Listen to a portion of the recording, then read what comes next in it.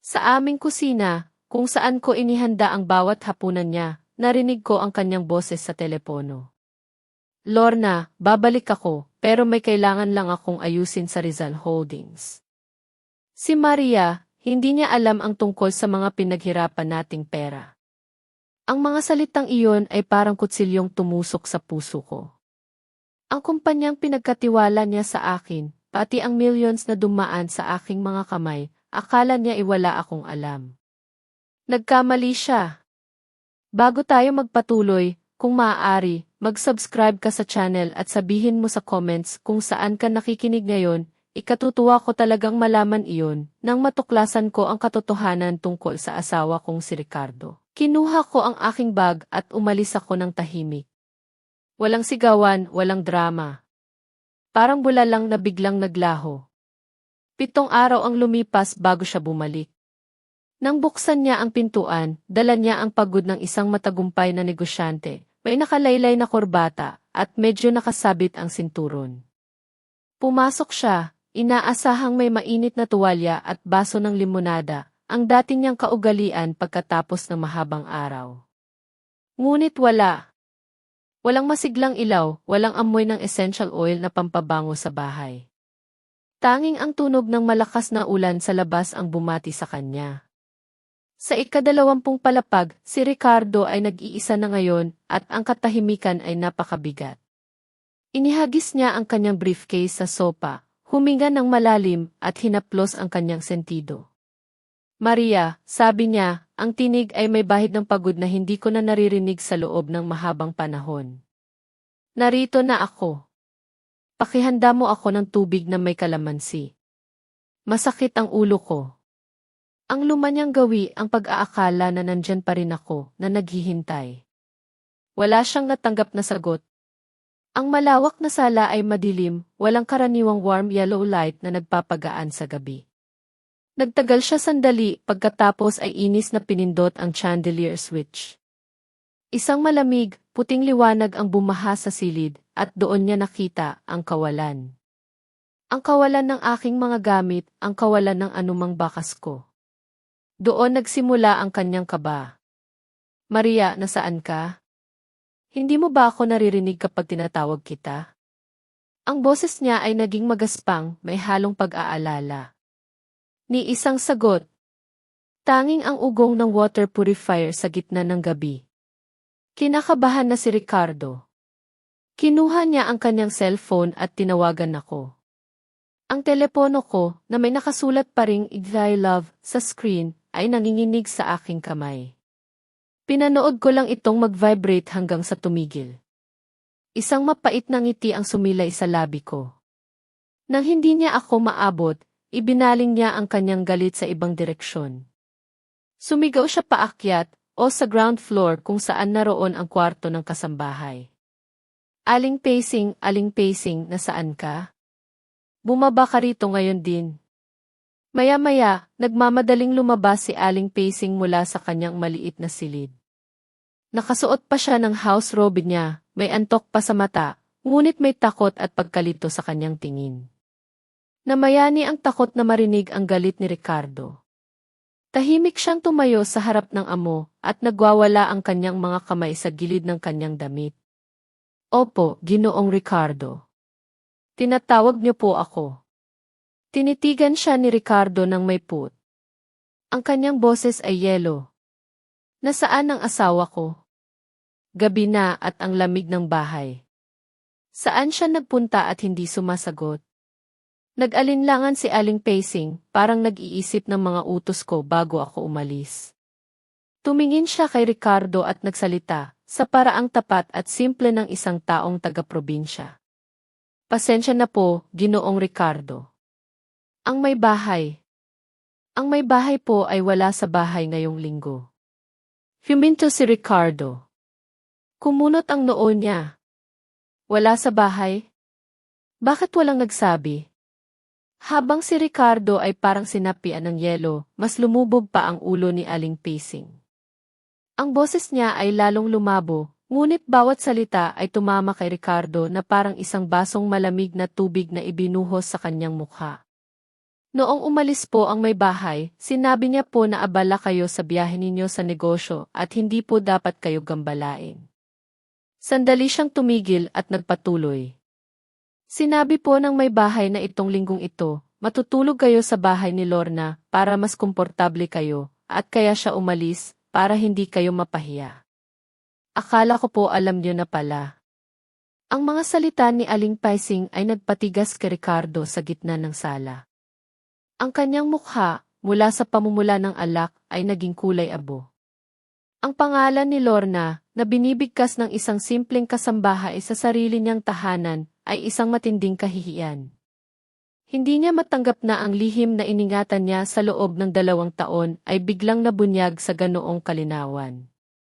Nabuksan ang kanyang bibig para sumigaw at itanggi lahat, ngunit parang may pumipigil sa kanyang lalamunan. Ako, na nagmamasid sa kanyang pagtataka mula sa aking tablet sa aking bagong inuupahang lugar, ay hindi nakaramdam ng anumang emosyon. 7 taon.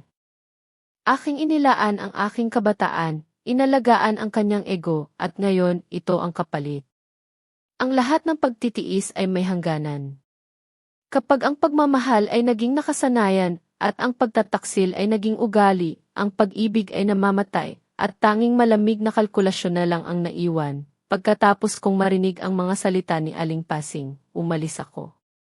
Hindi ako naghintay sa reaksyon ni Ricardo. Alam kong hindi niya ako hahabulin agad. Inaasahan niyang babalik ako, marahil sa susunod na umaga, para magpaliwanag o para magpatawad. Ngunit 7 araw. 7 araw na inilaan ko sa paghinga ng bagong hangin, at bawat hininga ay may bayad. Walang luha, wala nang luha para sa 7 taon na itinapon ko sa pag-aakala na ang pagmamahal ay kusa at walang kapalit. Naalala ko ang sarili ko, nagbabantay sa telepono, nag-aayos ng mga dokumento habang siya ay nasa labas, ginagawa ang mga bagay na hindi ko dapat ginagawa. Sa loob ng 7 araw na iyon, wala akong naging ibang ginawa kundi magtala at mag-ayos. Sa aking mga kamay, ang credit card na ibinigay niya sa akin, na dapat ay para sa mga gastusin sa bahay, ay naging instrumento ng katotohanan. Hindi ko na kailangang magtanong pa. Ang listahan ng mga transaksyon sa resort sa probinsya ay nagsalita na para sa kanyang e-business trip sa mga kapatagan ng Cebu. Mga hotel booking, mga bayarin sa spa na may pangalang Lorna na nakatala sa receipt ng bayad. Ang nakakabingi ay hindi ang mismong pagtataksil, kundi ang pagkakita na ginagamit pa rin niya ang pera na aking iningatan, ang pera na dapat sana ay para sa ating kinabukasan, para sa kanyang kasalukuyang libangan. Nakaramdam ako ng sakit, ang sakit ng pagiging malinlang, pero mabilis itong napalitan ng malamig na katuwiran. Ito ang mga araw na hindi ako naging asawa. Ako ay naging accountant, naging investigator. Inilabas ko ang mga file na matagal ko nang inihanda, hindi dahil sa nagdududa ako, kundi dahil sa alam kong darating ang araw na ito. Tinawagan ko ang aking lawyer, si Atty. De Leon. Ang boses niya ay kalmado, propesyonal. Nagbigay ako ng lahat ng documentation. Attorney, hindi na po ako magtatanong ng tungkol sa aming relasyon. Ang gusto ko lang po ay ang paghihiwalay na magiging matibay na hindi niya kayang manipulahin. Walang pag-aalinlangan ang aking tinig at iyon ang ikinagulat niya. Si Ricardo ay nagtiwala sa akin sa kanyang mga lihim na pera. Nagtiwala siya sa aking kakayahan na magtago ng impormasyon. Akala niya, ang aking katahimikan ay dahil sa pag-ibig, hindi dahil sa pagsasanay na naghihintay lang ng tamang pagkakataon para kumilos. Ang pinaka-nakakaawang bahagi ng lahat ay ang pag-iisip ko noon. Ilang beses akong nagpanggap na hindi ko nakikita ang mga lipstick stain sa kwelyo ng kanyang damit. Ilang beses kong kinalimutan ang aking sariling mga pangarap, ang simpleng pangarap na magkaroon ng sarili kong maliit na bakery, para lang mapanatili ang malaking bahay na ito, para lang maging ang i-asawa ng isang matagumpay na tao. Ngayon, ang pagkakita sa mga bayari ni Lorna ay parang isang dagok na nagpabagsak sa pader na itinayo ko sa aking isip. Hindi na ako magkukunwari. Walang silbi ang pagpapanggap. Ang pag-iisip ko na baka nagkamali lang siya, na baka isa lang itong key social accident, ay parang isang lumang pelikulang paulit-ulit na pinapanood. Hindi na. Ang katalinuhan ko, ang aking husay sa numero na ginamit ko para ayusin ang kanyang mga gusot sa buwis, ay gagamitin ko ngayon para ayusin ang aking buhay. Walang ingay. Walang sigaw. Tanging ang pag-type ng mga utos sa lawyer ko at ang pag-impact ng mga gamit na tunay na aking. Ang mga damit ko, ang mga regalo ng aking mga magulang, at ang aking sense of self.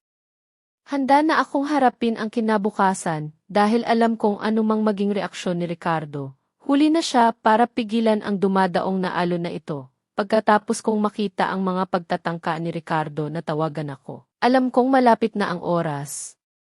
Hindi ko na sinagot ang mga tawag niya.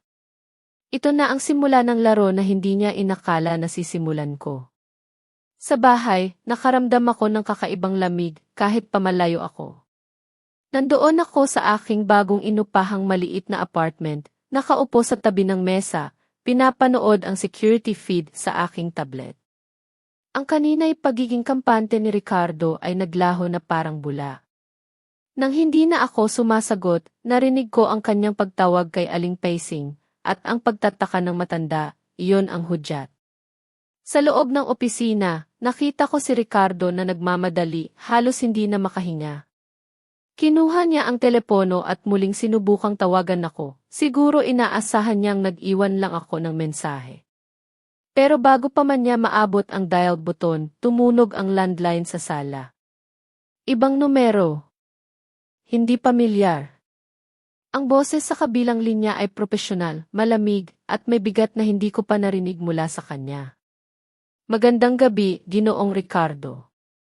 Ako si Achoy De Leon, legal na kinatawan ni Ginang Maria. Ikinalulungkot kong gambalain kayo sa oras na ito, ngunit mayroon kaming agarang abiso mula sa aking kliyente. Narinig ko ang pag-ungol ni Ricardo, ang galit na hindi pa rin nawawala. Abogado? Para saan niya kailangan ng abogado? Sabihin mong umuwi na siya at tumigil sa mga kalokohan. Isang mahinang tawa ang narinig sa kabilang linya, hindi pang aasar, kundi parang awa sa isang taong hindi pa nakikita ang hukay. At doon, inilatag ni Achoy De Leon ang katotohanan. Ginoong Ricardo, ang unilateral divorce petition, kasama ang mga ebidensya ng inyong paglabag sa duty of fidelity, at ang pakiusap para sa agarang precautionary measures sa mga ari-arian, ay ipinroseso na ngayong hapon. Hindi na po si Ginang Maria ang asawang naghihintay sa pintuan. Narinig ko ang paghampas ng kamay ni Ricardo sa mesa. Diborsyo at paghahati ng ari-arian? Sa anong karapatan niya hihingin ang pera ko? Bumaba agad ang tawag. Parang kuryente ang naramdaman kong pagtama. Matagumpay. Ang legal na aspeto ay nagsimula na. Nakita ko si Ricardo na halos hindi na makahinga. Ang kanyang pag-iisip ay puro pagprotekta sa kanyang yaman. Mabilis siyang nag-login sa banking app niya, pawisan ang mga daliri. Sinubukan niyang ilipat ang lahat ng kanyang liquid funds sa ibang mga account, sa account ni Lorna, anuman. Gusto niyang iwan akong walang-wala, gaya ng tingin niya sa mga taong mahihirap. Ngunit isang maliit na bilog na loading icon ang umikot sa screen, at pagkatapos, isang matinding notifikasyon na kulay pula ang tumama sa kanyang mga mata. Transaction failed. Your account has been blocked due to court order. Bumalik ako sa aking upuan, nagkarga ng kaunting alak, at pinanood ang pagpapakita ng kanyang takot. Hindi lang personal account niya, pati ang Rizal Holdings, kung saan ako ang nominal director, ay frozen. Impossible. Walibong milyong piso, lahat ng cash flow, bulong niya, nabasag ang boses. Ang telepono ay nahulog sa alpombra. Ang kaba ay naging isang malamig na katotohanan. Hindi na ito tungkol sa akin. Ito ay tungkol sa kanyang imperyo. At ako, ang asawang kinalimutan, ang siyang nagtanggal ng pundasyon. Siguro, ang tindi ng pinagdaanan ko para umabot sa puntong ito. Kayo kaya, mga kaibigan, anong pinakamatinding pagsubok ang naranasan ninyo sa inyong pag-aasawa? Bahagi 4. Dens bigat ng regalo aka Dens pag-abot ng kapangyarihan. Pagkatapos ng financial shock, alam kong ang susunod na hakbang niya ay hanapin ang mga ebidensya. Kaya't dali-dali siyang tumakbo patungo sa kanyang home office. Nakita ko sa feed kung paanong ang kanyang mga hakbang ay mabilis at puno ng panik, hindi na ang dating kalmado ng isang si. Ipinilit niyang buksan ang safe sa dingding. Ang tunog ng combination lock ay tila isang panalangin na hindi sinagot. Nang bumukas ito, nakita ko ang kanyang sandaling ginhawa, nandoon pa rin ang mga ginto at pera na sadyang iniwan ko. Isang patibong para isipin niyang nagmadali ako at wala akong nakuha. Pero nang mas malalim siyang naghalughog, nawala ang ngiti sa kanyang labi. Ang black notebook na naglalaman ng lahat ng kanyang iligal na transaksyon sa nakaraang 3 taon, ang mga suhol, ang mga dayang komisyon, ay wala na. Pati ang seal ng Rizal Holdings na ginagamit ko para maglinis ng kanyang dumi. Nagkalat ang mga papeles sa sahig. Nakaupo siya sa sahig, hinahawakan ang kanyang ulo. Ang notebook na iyon ang kanyang Achilles heel. Hindi niya matanggap na ang asawang inakala niyang inosente, ang asawang nagluluto at naglilinis, ay siya ring gumawa ng mga tax declarations niya, ang nagpapanatili ng kanyang parlol na reputasyon. Habang nagpupumiglas siya, nakita ko sa screen ang aking sarili, umiinom ng kaunting alak at nag-iisip. Hindi ako naging magnanakaw. Ako ang nagbigay ng serbisyo na hindi niya binayaran, 7 taon ng aking buhay. Ngunit hindi pa iyon ang dulo ng gulat. Habang naghahalughog siya, tumunog ang telepono ng bahay, isang matinis na huni na halos nagpabagsak sa kanya. Ang numero ay hindi pamilyar. Nang sagutin niya ito, narinig ko ang boses ni Aling Pacing na parang natataranta. Ginoo, may dumating na package kahapon. Makapal, nakabalot sa brown na papel. Dala ni Messenger. Tiningnan ni Ricardo ang paligid at biglang naalala niya ang isang bagay. May isang pakete na iniwan ko sa kanyang home office bago ako tuluyang umalis. Mabilis siyang tumakbo. Nakita ko siyang pumasok sa silid at pagkatapos, narinig ko ang boses ko mula sa isang speaker na itinago ko sa loob ng painting ng bundok sa Tagaytay. Mayroon na akong lahat ng dokumento. Oras na para kumilos. Ang boses ko, na puno ng kakaibang kasiyahan at lungkot, ay tumama sa kanya. Ang mga dokumentong iyon, ang mga ebidensya ng kanyang suhol, ang mga talaan ng kanyang krimen. Hindi lang siya nagulat sa pagkawala ng notebook, nagulat siya sa katotohanan na naghahanda ako ng isang mas malaking bala. Nakaramdam siya ng malamig na takot na gumapang sa kanyang likod. Ang asawang tahimik ay hindi lang asawa, siya ay isang pasensyosong mangangaso na naglatag ng bitag, at nahulog siya rito nang hindi niya namamalayan. Naglakad siya paatras, sumandal sa refrigerator, at hinawakan ang kanyang dibdib. Hindi ito simpleng away mag-asawa.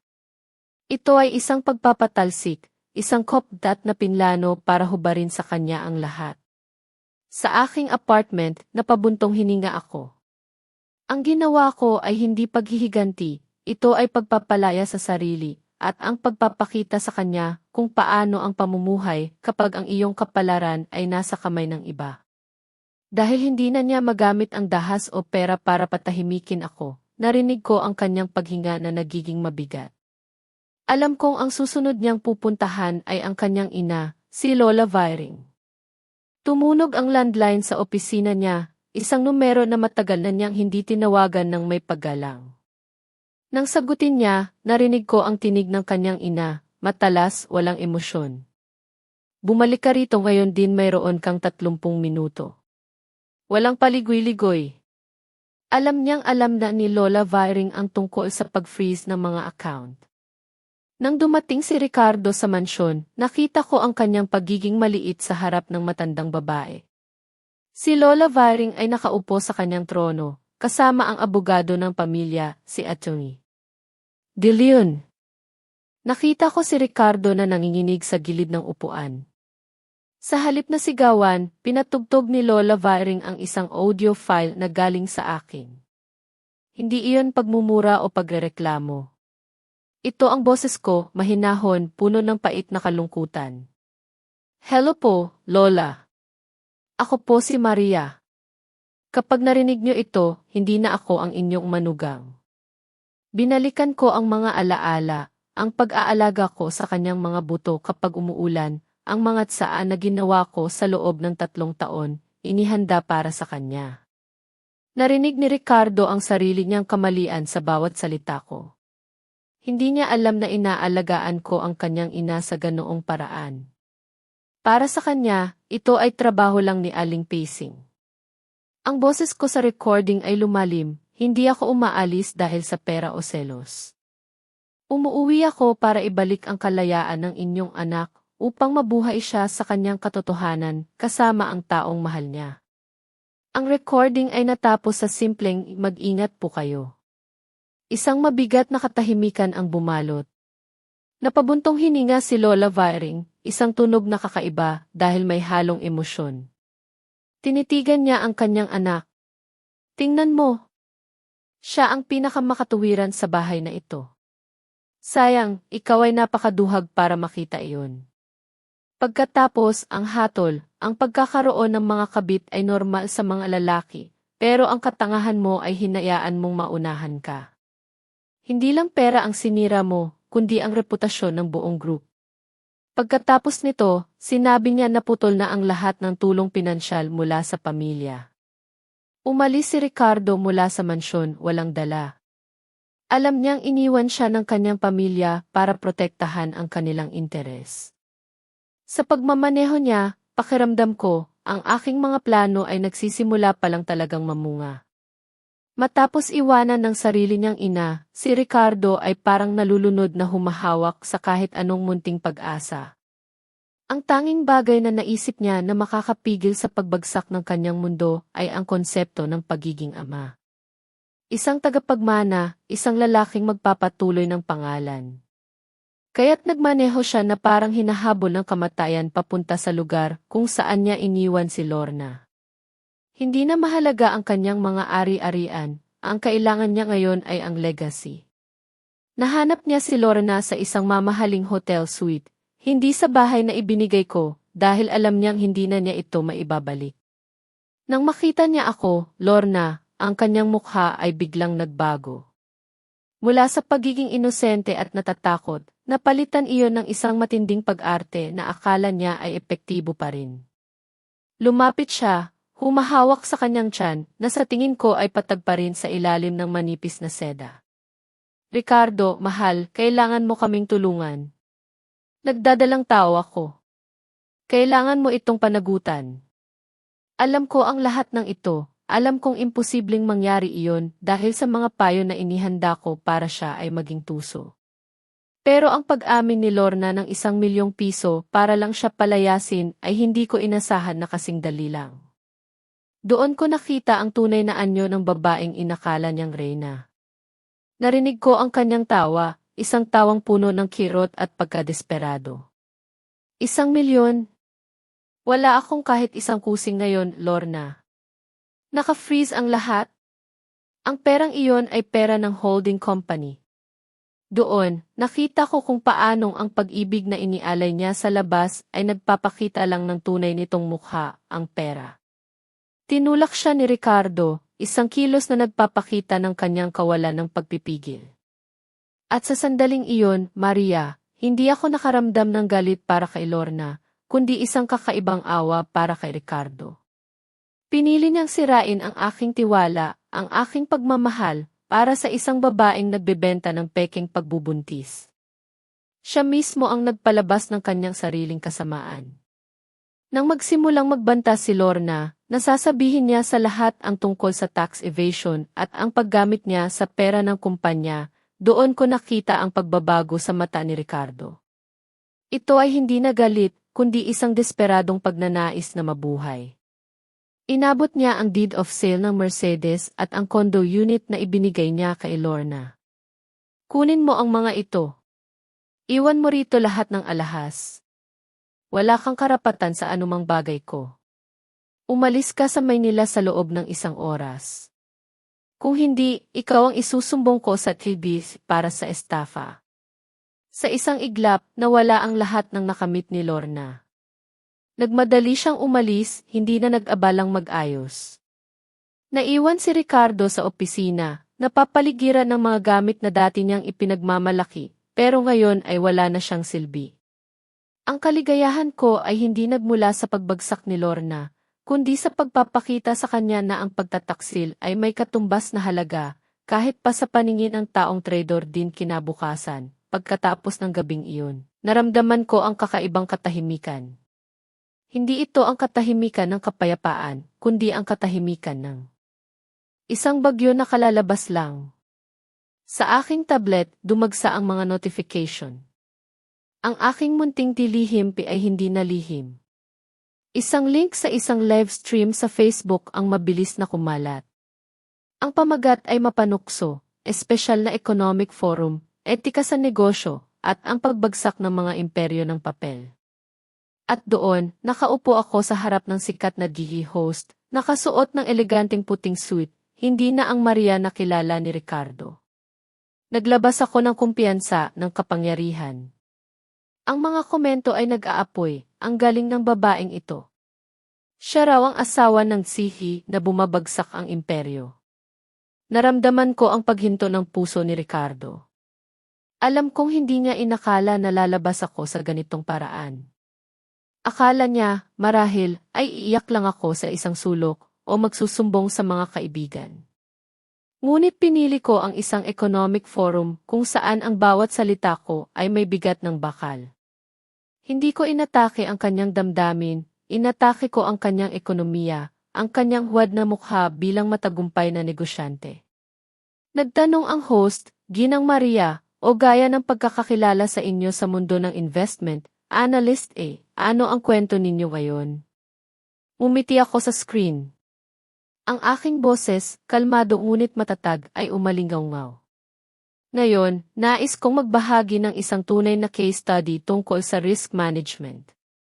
Ang kwento ng isang sihi na nagtayo ng kanyang imperyo sa pundasyon ng pandaraya at pagtataksil, at ang kapalit kapag gumuho ang tiwala.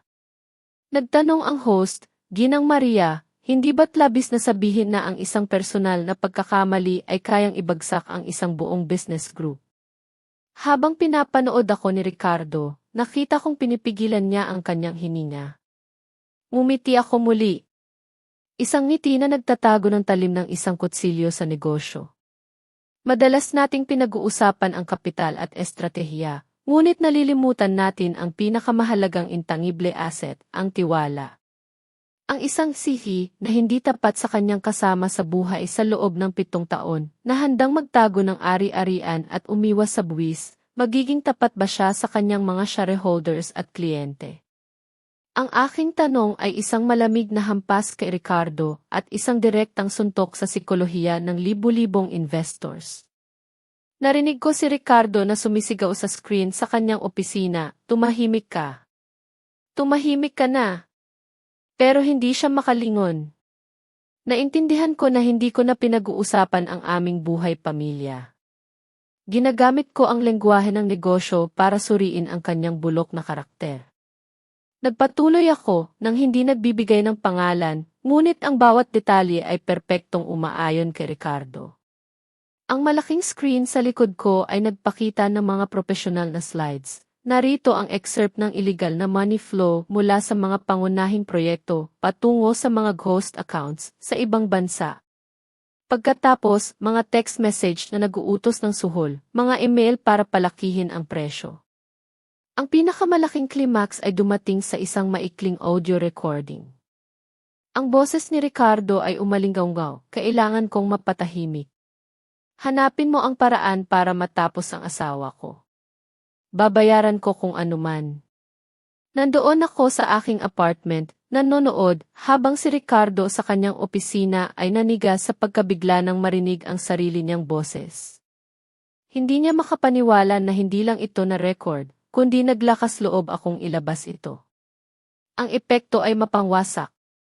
Pagkabukas pa lang ng stock exchange kinahapunan, bumagsak ang presyo ng mga shares ng kumpanya ni Ricardo. Bumaha ang mga sell order sa sistema. Milyon-milyong shares ang walang bumibili.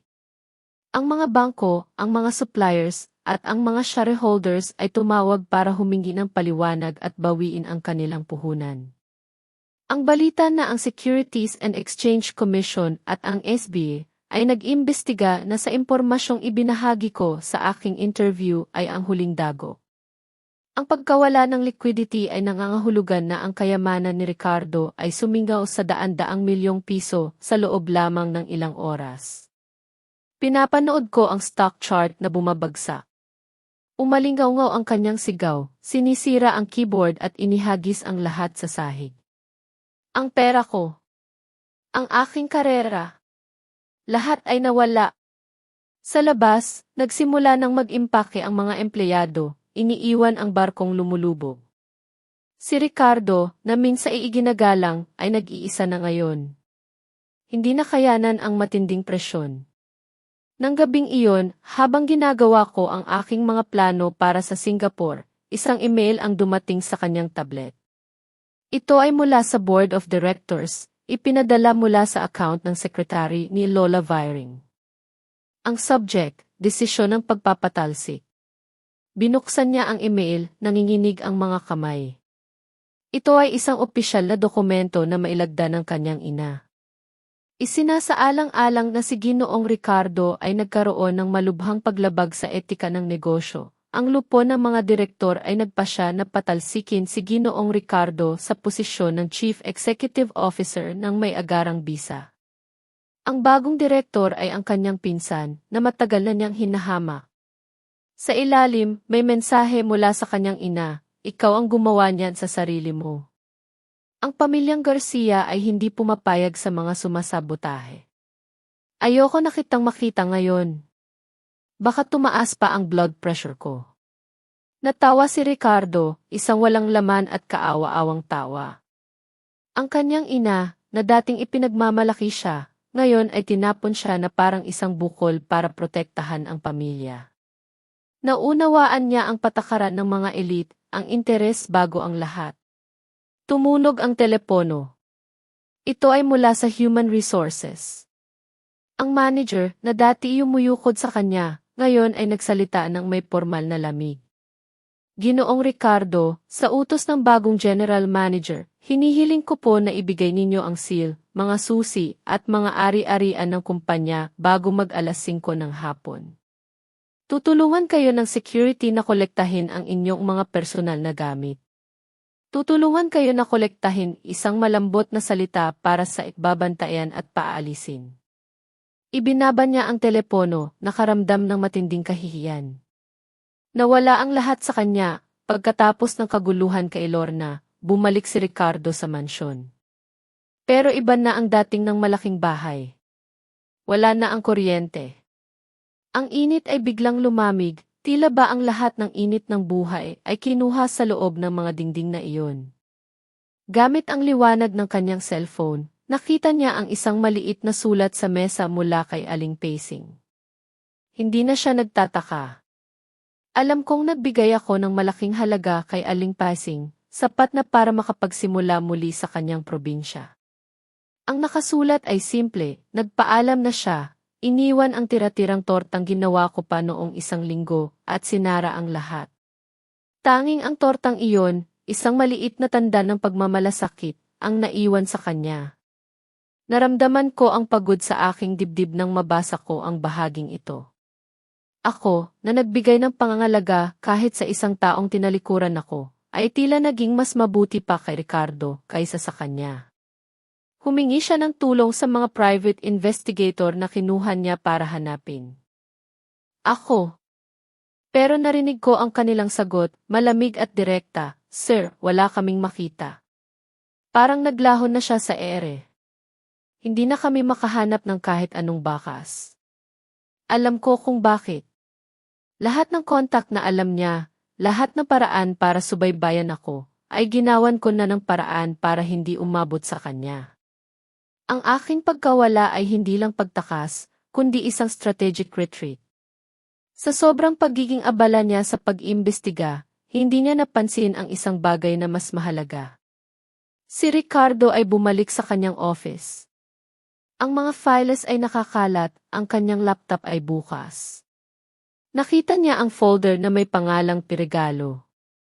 Nang buksan niya ito at narinig niya ang kanyang sariling boses na nag-uutos ng suhol, doon ko naramdaman ang bigat ng aking ginawa. Ito ba ay labis na kalupitan?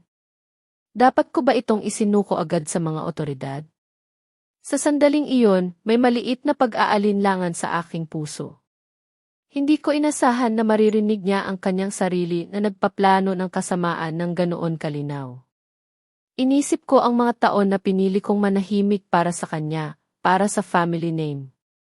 Ngayon, ang katahimikan na iyon ay naging mga audio files na magpapatunay ng kanyang pagbagsak.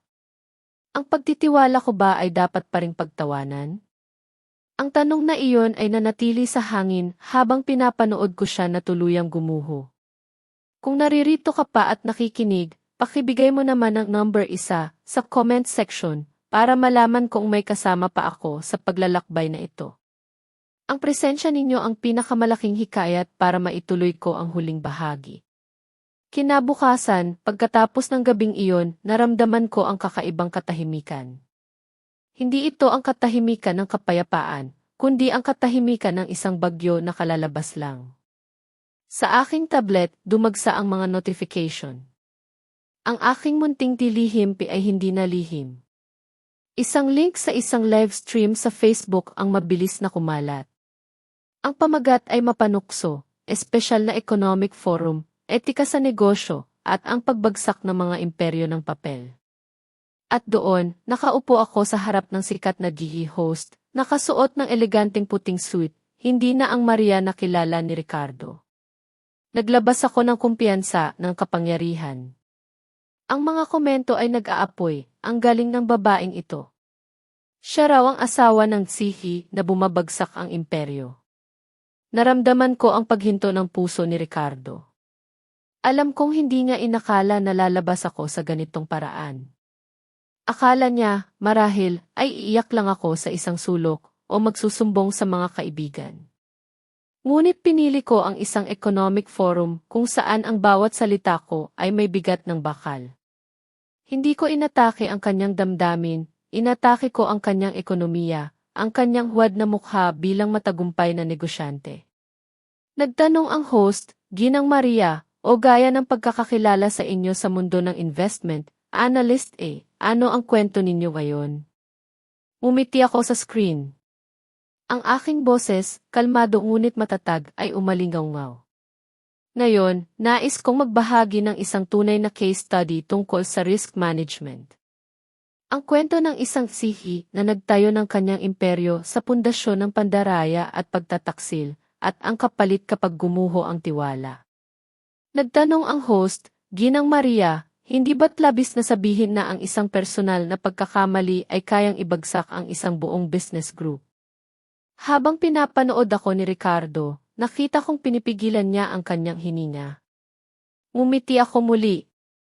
Isang ngiti na nagtatago ng talim ng isang kutsilyo sa negosyo.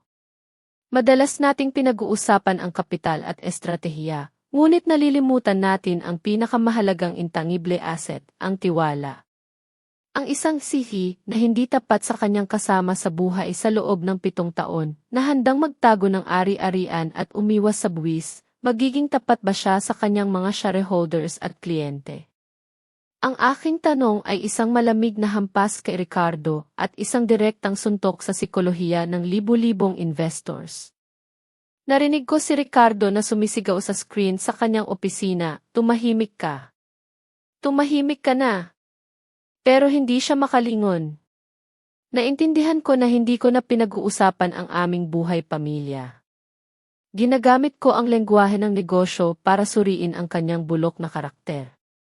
Nagpatuloy ako nang hindi nagbibigay ng pangalan, ngunit ang bawat detalye ay perpektong umaayon kay Ricardo. Ang malaking screen sa likod ko ay nagpakita ng mga profesional na slides. Narito ang excerpt ng illegal na money flow mula sa mga pangunahing proyekto patungo sa mga ghost accounts sa ibang bansa. Pagkatapos, mga text message na nag-uutos ng suhol, mga email para palakihin ang presyo. Ang pinakamalaking climax ay dumating sa isang maikling audio recording. Ang boses ni Ricardo ay umalinggaw-ngaw, kailangan kong mapatahimik. Hanapin mo ang paraan para matapos ang asawa ko. Babayaran ko kung anuman. Nandoon ako sa aking apartment, nanonood, habang si Ricardo sa kanyang opisina ay naniga sa pagkabigla nang marinig ang sarili niyang boses. Hindi niya makapaniwala na hindi lang ito na record, kundi naglakas loob akong ilabas ito. Ang epekto ay mapangwasak. Pagkabukas pa lang ng stock exchange kinahapunan, bumagsak ang presyo ng mga shares ng kumpanya ni Ricardo. Bumaha ang mga sell order sa sistema. Milyon-milyong shares ang walang bumibili. Ang mga bangko, ang mga suppliers, at ang mga shareholders ay tumawag para humingi ng paliwanag at bawiin ang kanilang puhunan. Ang balita na ang Securities and Exchange Commission at ang SBA ay nag-imbestiga na sa impormasyong ibinahagi ko sa aking interview ay ang huling dago. Ang pagkawala ng liquidity ay nangangahulugan na ang kayamanan ni Ricardo ay sumingaw sa daan-daang milyong piso sa loob lamang ng ilang oras. Pinapanood ko ang stock chart na bumabagsak.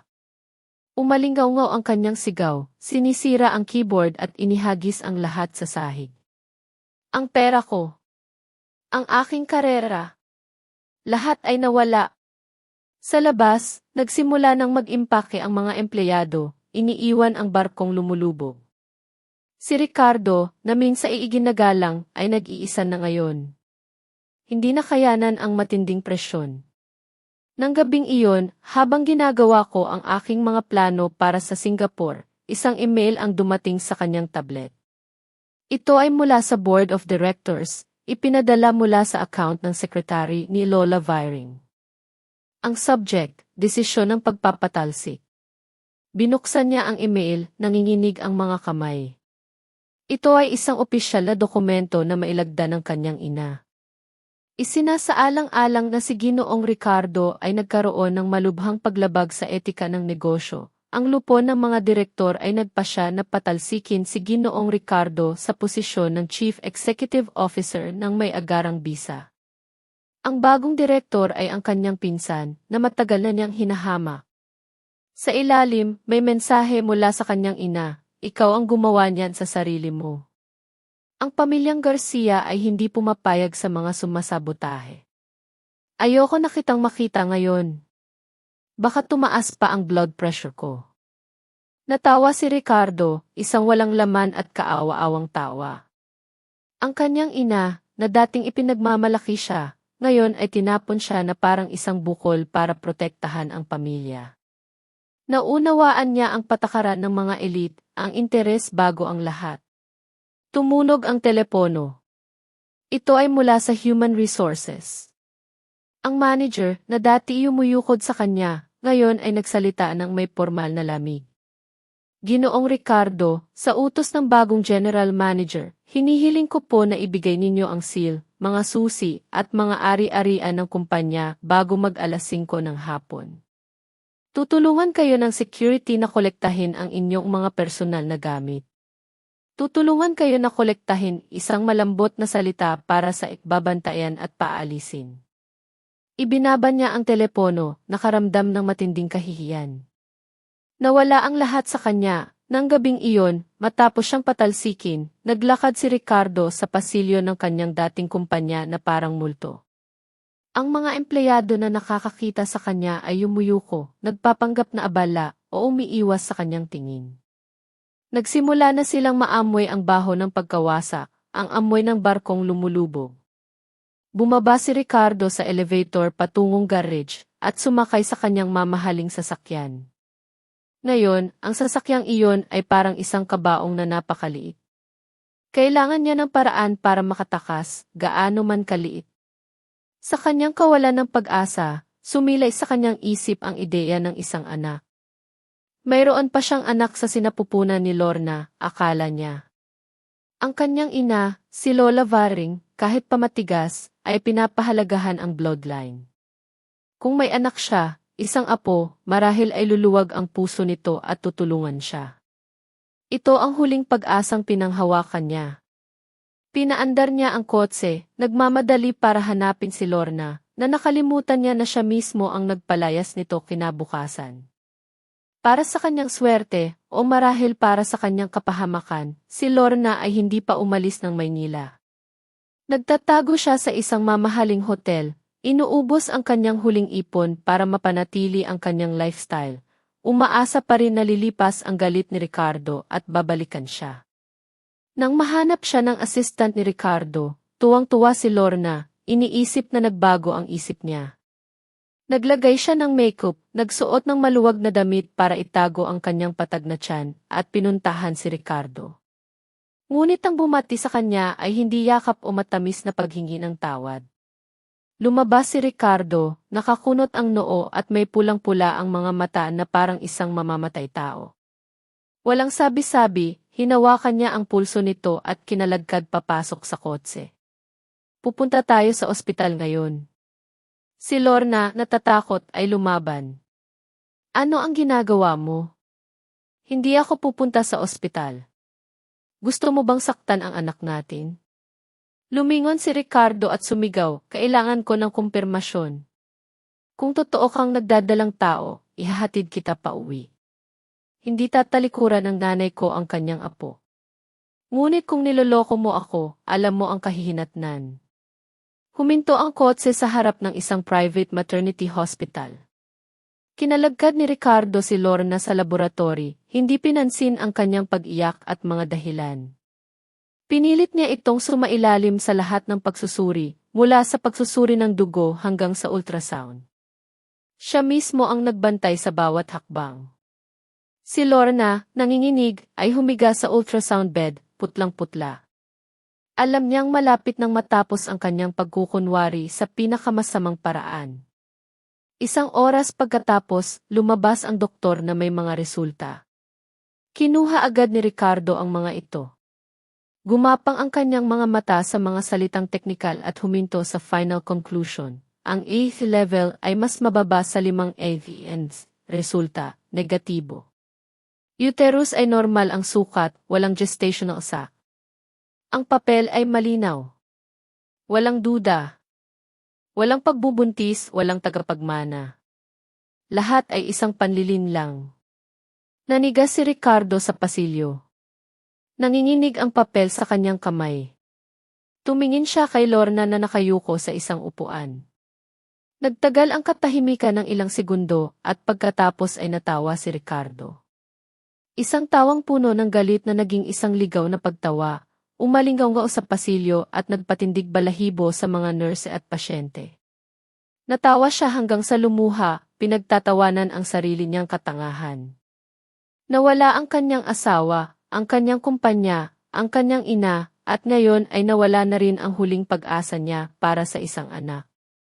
Ipinagpalit niya ang isang masayang pamilya, isang masipag na asawa, para sa isang manloloko. Magaling!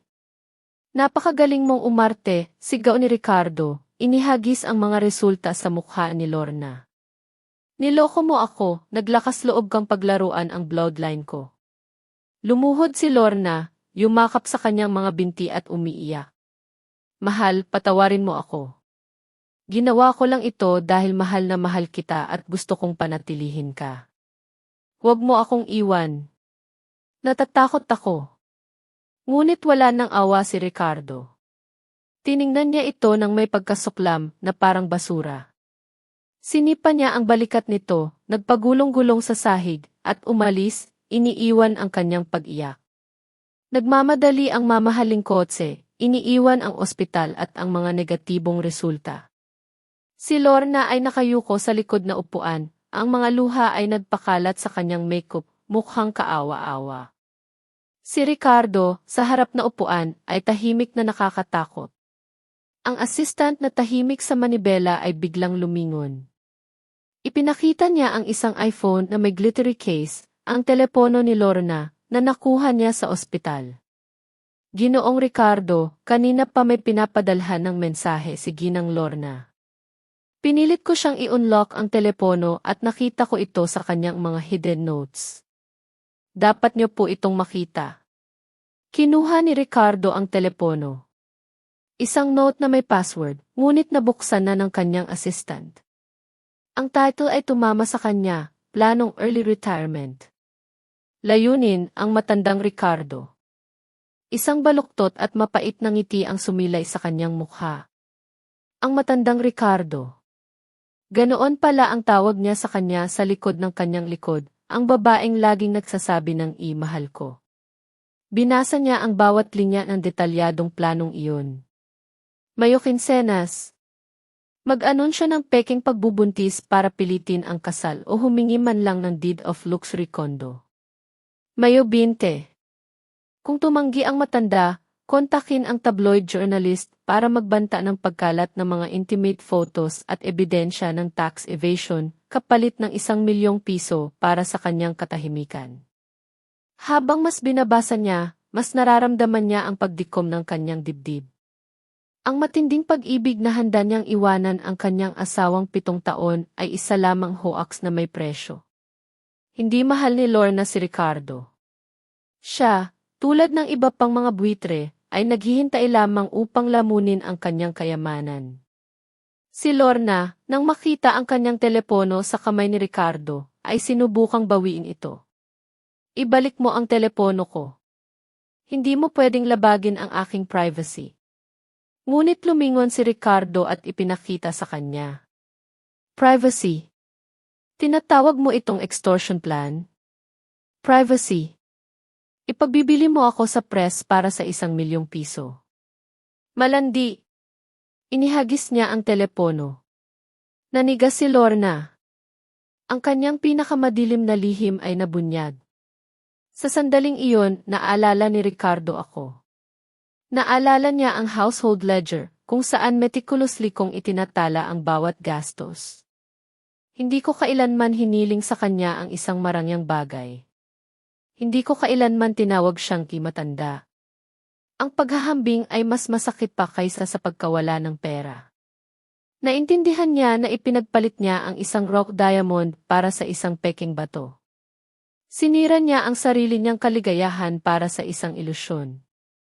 Ikinasa ni Ricardo ang kanyang mga mata na pagod. Sumenyas siya sa kanyang assistant. Dalhin mo siya sa opisina. Kailangan kong alisin ang tumor na ito ngayon din. Pumasok si Ricardo sa kanyang opisina. Si Lorna ay itinulak papasok at nahulog sa alpombra. Lumuhod siya at umiyak. Ricardo, patawarin mo ako. Desperado lang ako. Patawarin mo ako. Binuksan ni Ricardo ang isang drawer at kinuha ang mga deed ng bahay at kotse na ibinigay niya. Desperado. May baggang nagkakahalaga ng 20,000 piso at nagmamaneho ng kotse na nagkakahalaga ng 100,000 piso. Akala mo ba tanga ako? Inihagis niya ang mga susi at papeles. Ang Mercedes ay nakapangalan sa kumpanya. Bawiin ko iyan.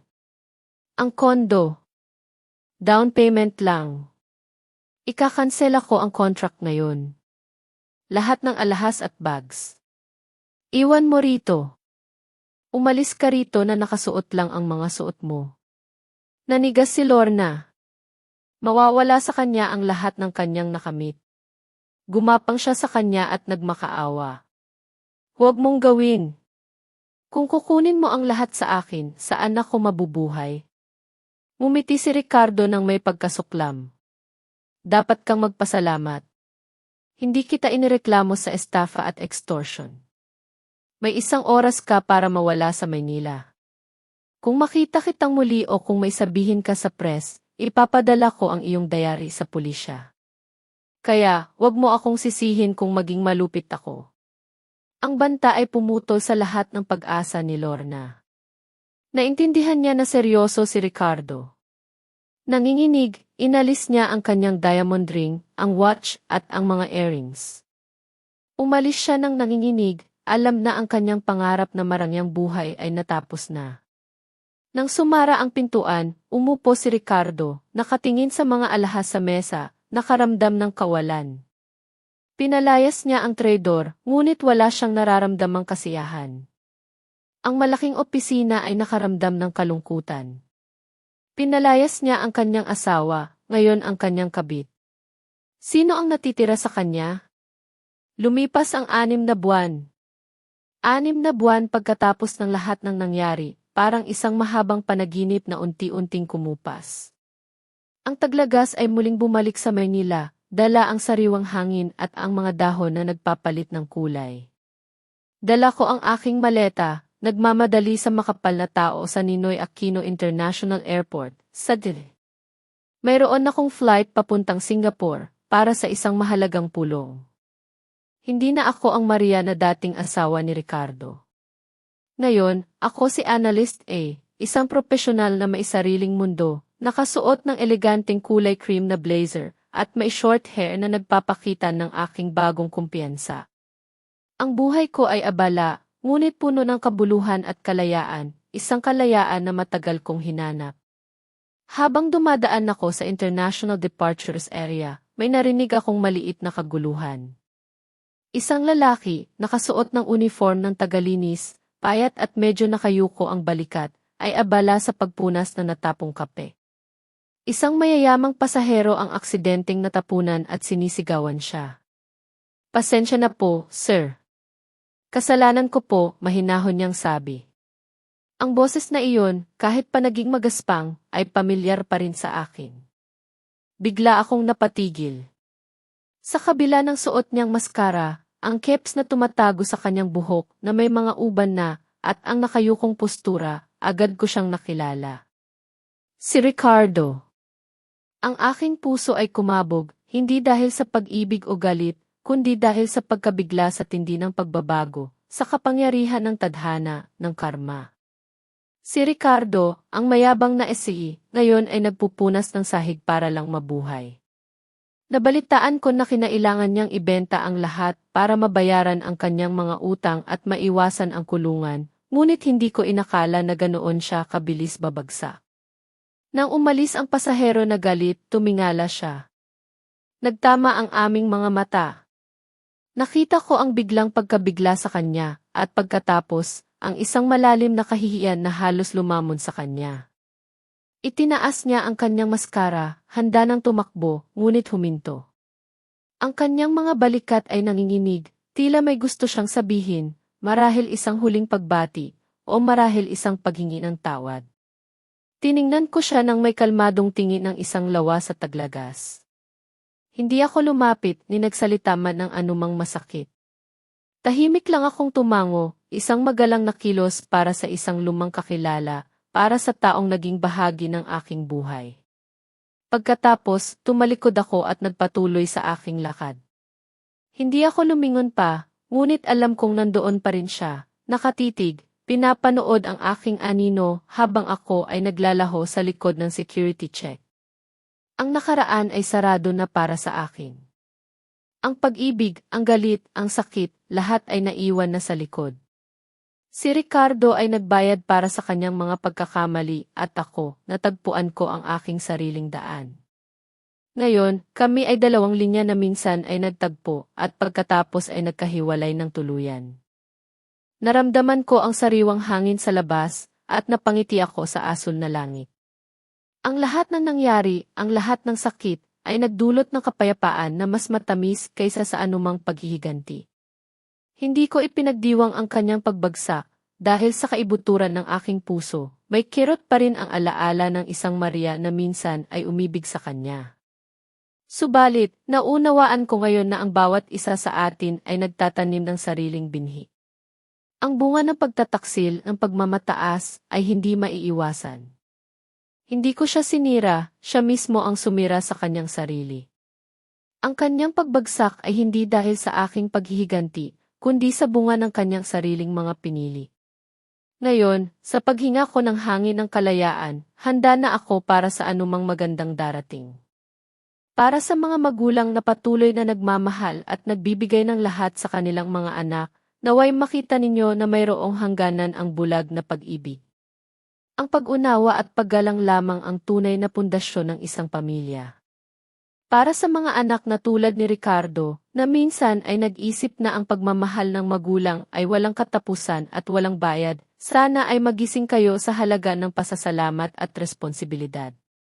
Walang sinuman ang may karapatang tratuhing baliwala ang puso ng nagmamahal. At para sa atin, sa modernong mundo na puno ng ingay at panlilinlang, ang aking kwento ay isang paalala. Mayroong malaking pagkakaiba sa pagitan ng paghihiganti at paghahanap ng katarungan. Ang aking paglalaho ay hindi pagtakas, kundi isang tahimik na paglaban. Ang aking kabaitan ay ginamit para linlangin ako, kaya't ginamit ko ang aking katalinuhan upang protektahan ang aking sarili at ang iba. Sa huli, ang katahimikan at ang pagtanggap ay naging aking pinakamalaking tagumpay. Ang buhay ay hindi laging nagbibigay ng tamang sagot, ngunit ang karma ay hindi kailanman nagkakamali. Handa na ako sa isang buhay na puno at payapa, isang buhay kung saan ang aking kalayaan ay walang katumbas na presyo. Ang kwento kong ito ay nagtapos na sa isang kapayapaan. Hindi ito tungkol sa panalo o pagkabigo, kundi sa paghahanap ng sariling daan sa gitna ng unos. Ang bawat isa sa atin ay may daladalang kwento, at minsan, ang pinakamahirap na pagpili ang siyang nagdadala sa atin sa pinakamalinaw na kinabukasan.